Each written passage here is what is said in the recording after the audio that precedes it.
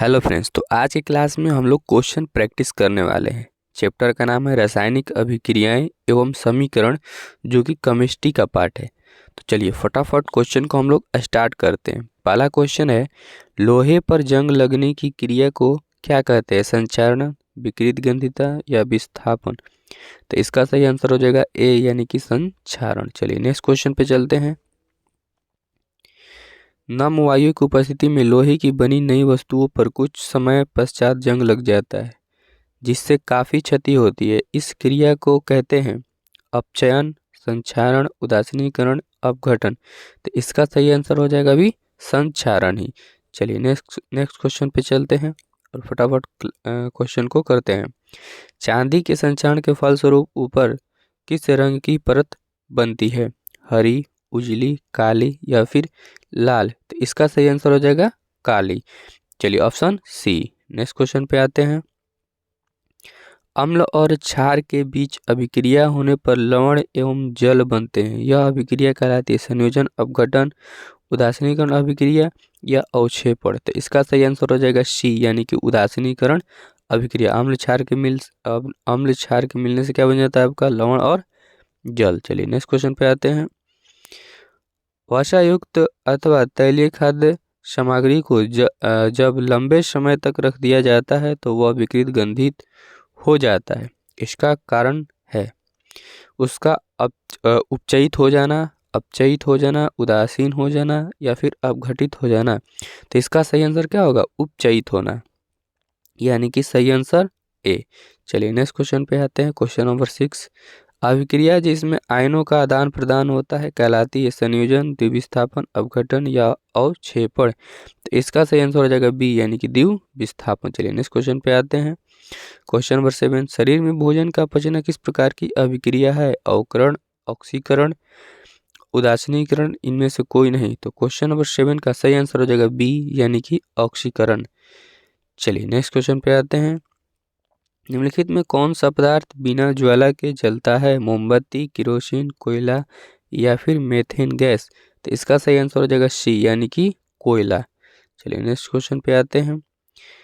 Chips की थैली में चिप्स को उपचयन से बचाने के लिए बचाने ही होगा, मिसप्रिंट हो गया है, के लिए कौन सी गैस भरी जाती है? ऑक्सीजन, नाइट्रोजन, हीलियम या फिर मीथेन? तो इसका सही आंसर हो जाएगा सी, यानी कि हीलियम। चलिए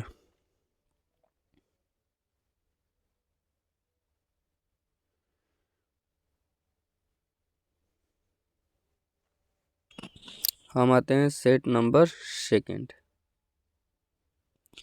निम्नलिखित में कौन सा पदार्थ सूर्य प्रकाश के प्रभाव से अपघटित हो जाता है? KCl, HCl, NaCl या फिर AgBr? तो इसका सही आंसर हो जाएगा डी, यानी कि AgBr। चलिए नेक्स्ट क्वेश्चन पे आते हैं। क्लोरोफिल और सूर्य प्रकाश की उपस्थिति में पौधे वायु से कार्बन डाइऑक्साइड एवं पृथ्वी से जल ग्रहण करके अपना भोजन तैयार करते हैं। यह किस प्रकार की अभिक्रिया है? संयोजन, प्रकाश रासायनिक, विस्थापन और ये तो आपको साफ पता चल रहा है कि प्रकाश रासायनिक। चलिए नेक्स्ट क्वेश्चन पे आते हैं। क्लोरोफिल और सूर्य प्रकाश की उपस्थिति में पौधे वायु से कार्बन डाइऑक्साइड एवं पृथ्वी से जल ग्रहण करके अपना भोजन तैयार करते हैं। यह किस प्रकार की अभिक्रिया है? अपघटन, प्रकाश रासायनिक, संयोजन या फिर अवक्षेपण?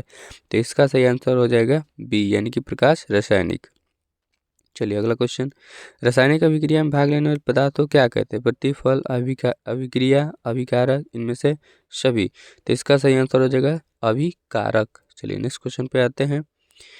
कैल्शियम कार्निट को गर्म करने पर कैल्शियम कार्बोनेट है, कैल्शियम कार्बोनेट है ना, वहाँ पे मिस प्रिंट कुछ ज़्यादा ही हो गया, कैल्शियम कार्बोनेट होना चाहिए, को गर्म करने पर कैल्शियम ऑक्साइड एवं कार्बन डाइऑक्साइड बनते हैं।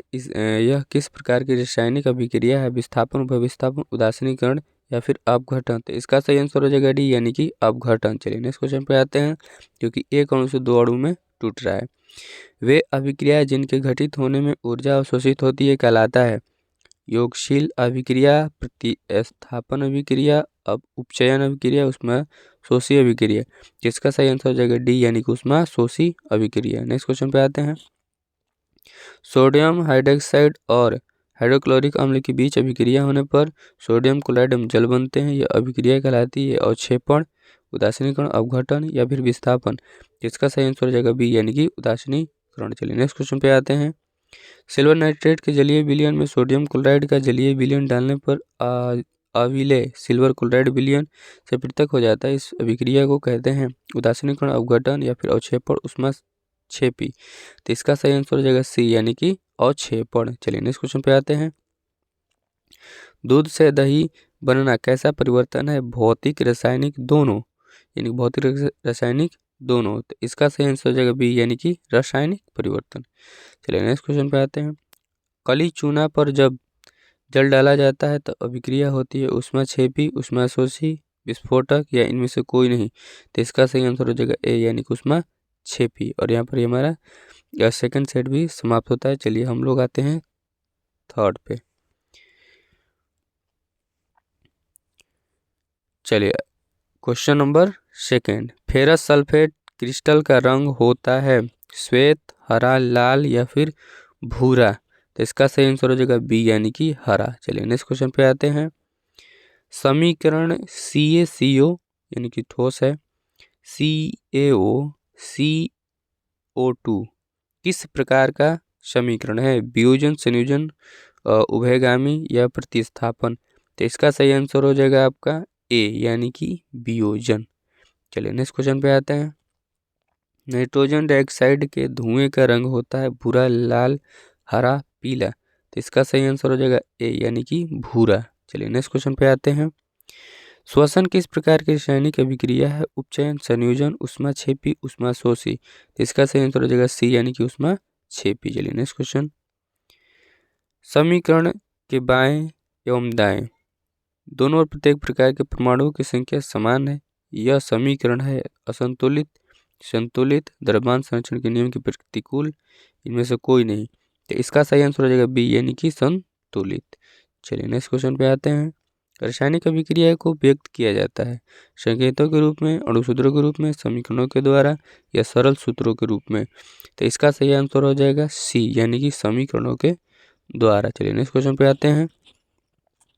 सिल्वर क्लोराइड का रंग कैसा होता है? श्वेत, पीला, हरा या फिर काला। तो इसका सही आंसर हो जाएगा सी यानी कि हरा। चलिए नेक्स्ट क्वेश्चन और अगले सेट पे, यानी कि सेट नंबर 4। इसमें टोटल हम लोग क्वेश्चन करने वाले हैं 10 और यहाँ से हमारा एंड हो जाएगा। निम्नलिखित में से कौन सा बुझा हुआ चूना है? CaO, CaOH के होल ट्वाइस, CaCO3 या फिर Ca यानी कैल्शियम। तो इसका सही आंसर हो जाएगा बी यानी कि कैल्शियम हाइड्रोक्साइड यानी CaOH के होल ट्वाइस। चलिए नेक्स्ट क्वेश्चन पे आते हैं। NaSO4, BaCl, BaSO, NaCl, ये मतलब कैसी अभिक्रिया है आपसे पूछ रहा है कि संयोजन अभिक्रिया है, वियोजन अभिक्रिया, द्विविस्थापन अभिक्रिया है, इनमें से कोई नहीं। तो इसका सही आंसर हो जाएगा सी यानी कि द्विविस्थापन अभिक्रिया। चलिए नेक्स्ट क्वेश्चन पे आते हैं। दी गई अभिक्रिया में कौन सा कथन सही है? कॉपर का अवग्रहण हो रहा है, कॉपर का ऑक्सीकरण हो रहा है, कॉपर का नाइट्रेशन हो रहा है या फिर ए बी दोनों। तो इसका सही आंसर हो जाएगा बी यानी कॉपर का ऑक्सीकरण हो रहा है। चलिए नेक्स्ट क्वेश्चन पे आते हैं। साग सब्जियों को विघटित होना, कंपोस्ट बनना किस अभिक्रिया का उदाहरण है? ऊष्माशोषी, ऊष्माक्षेपी, ऊष्मा उभयगामी, प्रतिस्थापन। तो इसका सही आंसर हो जाएगा बी यानी कि ऊष्माक्षेपी। चलिए नेक्स्ट क्वेश्चन पे आते हैं। CuOH2 अभिक्रिया के चिन्ह है। Cu+H2O किस प्रकार की अभिक्रिया है? उपचयन, अपचयन, उदासीनीकरण, रिडॉक्स। तो इसका सही आंसर हो जाएगा बी यानी कि अपचयन। नेक्स्ट क्वेश्चन पे आते हैं। Zn+CuSO, ZnSO+Cu ऊपर दी गई रासायनिक अभिक्रिया किस प्रकार की है? संयोजन अभिक्रिया, द्विविस्थापन अभिक्रिया, विस्थापन अभिक्रिया, फिर वियोजन अभिक्रिया। तो इसका सही आंसर हो जाएगा सी यानी कि विस्थापन अभिक्रिया। चलिए नेक्स्ट क्वेश्चन पे आते हैं।